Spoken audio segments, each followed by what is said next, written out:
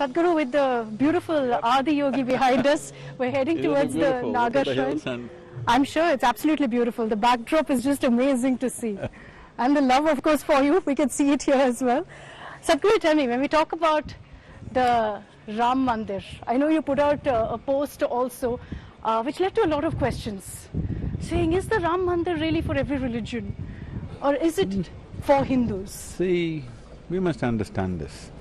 When Rama was there, during his time, there was no Hindu and others. So, when he stood up, when he rose as a Maryada Purush or Purushottam, when he rose as a Purushottam, let's understand the terminology. Maryada means somebody who deserves respect. Purushottam means among the Purushas he is a Uttama. Supreme. Supreme is not the word, he is raised, he is risen. Okay. He is a Uttama. You know, like Uttama, Madhyama, Kanishta, three words, low, middle and high. So as a man can be at his best, he is at his best. Maryada Purushottam. So this is the fundamental significance of this civilization, that here people don't descend from somewhere. Here human beings rise. This is the most important thing we need to understand. We are trying to imitate what everybody says. In other places, somebody dropped down from somewhere. Here, now people who had normal birth, normal human being with all the issues and problems of life, they rose. They rose in such a way that people could almost not recognize them as human. So, the idea is, it's an inspiration for everybody to rise. Every human being should rise, it doesn't matter what they're identified with. Okay. But is the temple a Hindu temple? That's the question, because Hindus are saying that this is our temple, yes, everyone's welcome, yes, everyone can come and worship. No question. I'm not questioning whether it's Hindu or not. But as I've repeatedly been saying, we call ourselves Sanatan Dharma. Sanatan Dharma means eternal. Can something be eternal without being all-inclusive? How can something be eternal if it's not all-inclusive? It's simply out of question. So when we say Sanatan, we are also saying, people these days are repeating this Vasudevaka Kutumbakam, what it means is, it's naturally all-inclusive. Because in this culture, in the Hindu way of life, what you call as Hindu, there are people who will do daily idol worship. There are people who will do mantras and pujas. There are people who don't know any of those things, they'll just… tears will come to them. There are people who close their eyes and meditate. There are people who say, Swarupa, without Rupa, all these things. And there are people who don't believe anything. Agnostic is also a Hindu. So we must understand, this is a beautiful way to exist, that nothing is hard and fast. It is not absolutism. Okay. It is an evolutionary process. Today you may be one way. As your life experiences changes, in another 5 years you may be something totally different. You evolve. Yes. Depends how profound your experience of life is. Accordingly, every human being evolves. So this is a method, a process and a pathway for everybody to evolve. What you think you are today may not be true tomorrow. Yes? So this is not absolutism, that is the most important thing. That Sanatan Dharma is not absolutist, this is the way. Because somebody said it, that's the truth. No, we all seekers of truth, always searching. See, even when so-called divine entities came, when Rama came, Krishna came, Shiva came, people asked questions, they didn't give commandments, all right? Endless questions. Correct. Because it's a seeking. And when we say it's a seeking, well, already it's been said, why are we still seeking? Because it's not yet in your experience. That's the important thing. I am saying this is the truth, but it's not true for you yet. You are not denying it, but you don't know. So I'm not insisting what I say is the truth, you must believe it, otherwise we'll take your head or something. No. We are talking about methods for you to evolve so that you will know. Essentially what we are saying is, authority is not the truth. Truth is the only authority. This is Sanatan Dharma. So Sadhguru, you made a point about Sanatana Dharma being universal. there's always a lot of talk, and I'm not going to get into the controversy of it, but there's a lot of talk that Sanatana Dharma is a North Indian concept, not a South Indian concept. That nobody here, for example, in Bengaluru knows what Sanatana Dharma is.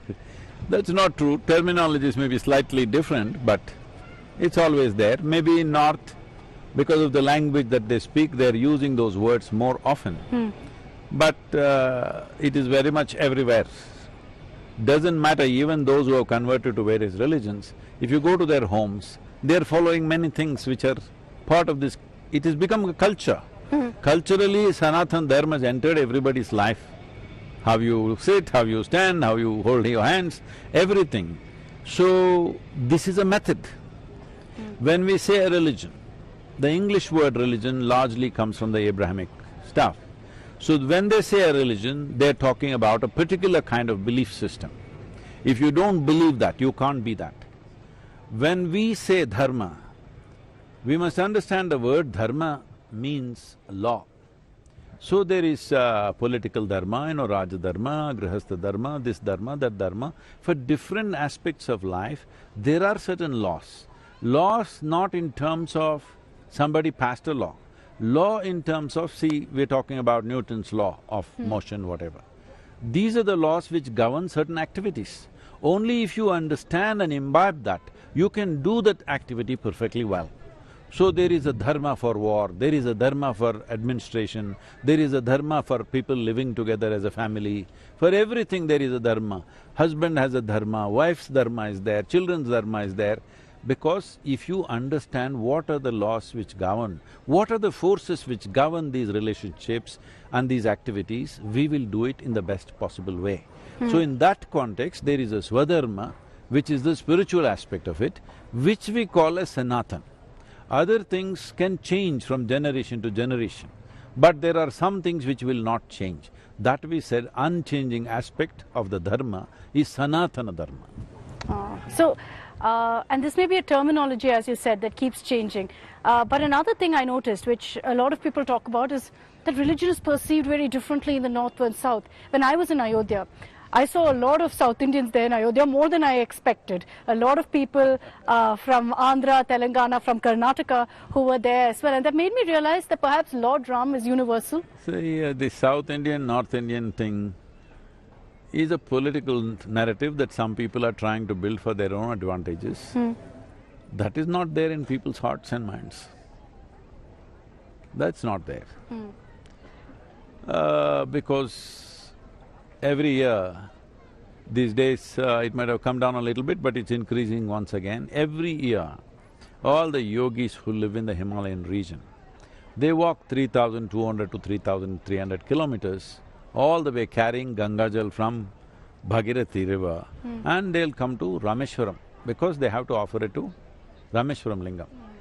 This is the winter time they choose when it's very cold there, they'll walk down all the way, offer this just one kamandalam of water to the linga and again walk back all the way. By then, it's again summer.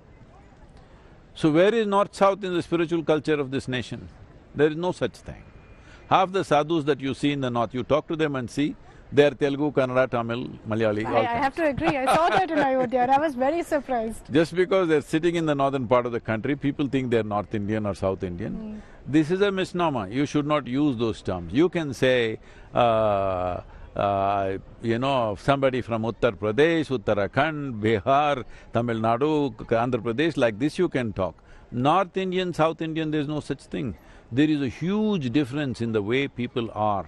From Tamil Nadu to Andhra Pradesh to Telangana, Karnataka to Kerala, there's a massive difference. So this division of north-south is a recent political narrative that somebody is trying to move. I don't think we should give in to that because when you say North India, South India, it's like East Pakistan, West Pakistan. Okay, they were two different countries geographically. This is not, this is one homogeneous nation and it should always stay that way. Okay, so let me put it this way. What makes every Bharatiya, every Indian love, worship Lord Ram? You see it in every part of the country.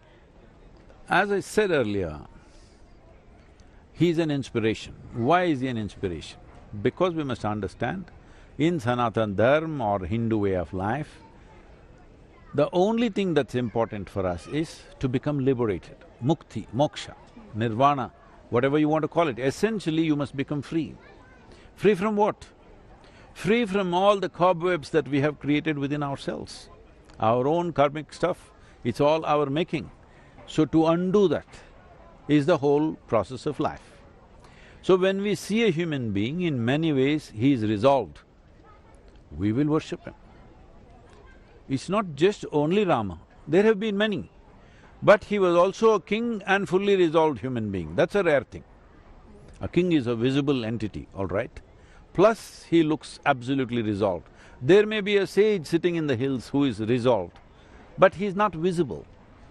A handful of people may be going, a few hundreds may be going, but a king who is fully resolved is a great inspiration because a sage who is sitting in the cave, here in the Gavalkonda that you see, always sages were there.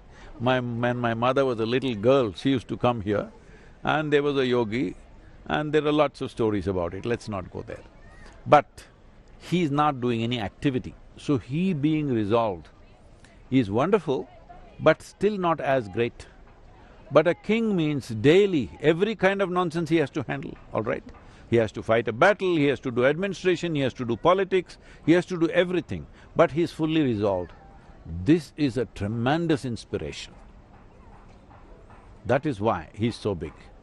Are you a Ram Bhakt, Sadhguru? I admire him. I'm a devotee of people. Okay. Because my work is to see everybody should become Purushottam. So My tools… but then that makes you a devotee because… In a way, yes. Lord Ram was Maryada See, Purushottam. See, people ask this, Sadhguru, we love you, do you love me? Do you love us? See, I'm definitely in love. With whom, I don't know, but I'm always in love.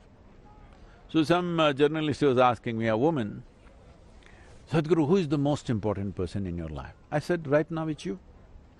I said, what? I said, yes, this is how I live.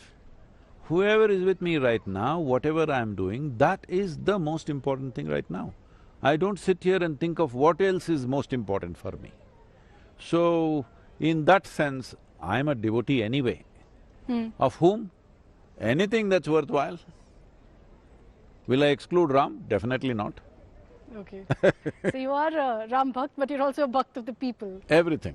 Of everything. I am devoted to the rocks, to the mountains, to the trees, to even the ant that walks upon the floor. I live like this